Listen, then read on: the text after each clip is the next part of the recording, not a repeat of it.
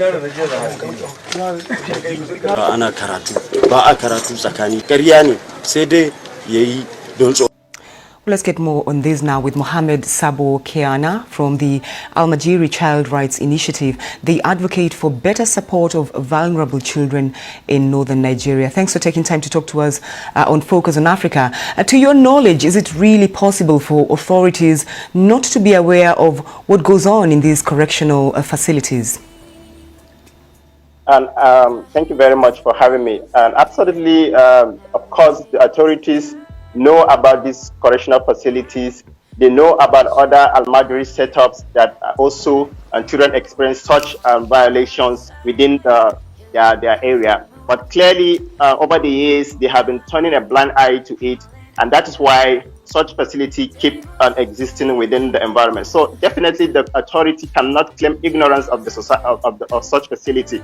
Of course, they know about it, but they are turning a blind eye to it. Of course, because with the it's called Islamic Center. So because we are so religious in our society here, anything that will go against a religious, they tend to turn a blind eye to it for political reasons. So I don't agree that they are not aware about it. Now, the state governor there, we heard him say that public education is the answer to all this, massive public education on rights. How would you suggest they go about this?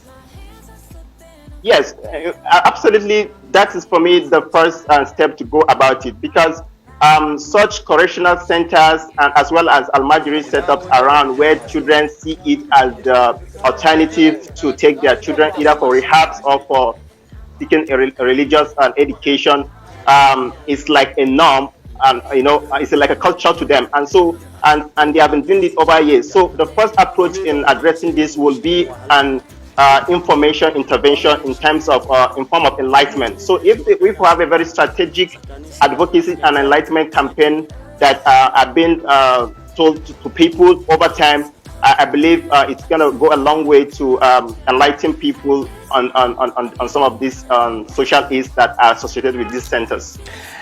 Are you surprised, though, that there has been no significant, I should say, public outreach about this?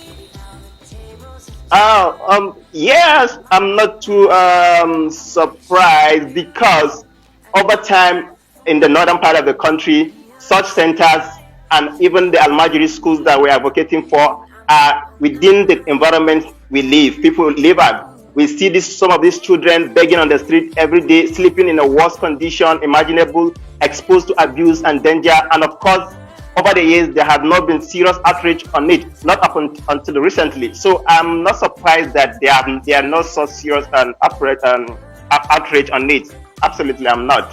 All right. Because people have seen it as a norm and a culture. Yeah. Mohammed, Sabo, Keana, thank you for taking time to talk to us and Focus on Africa. Thank you.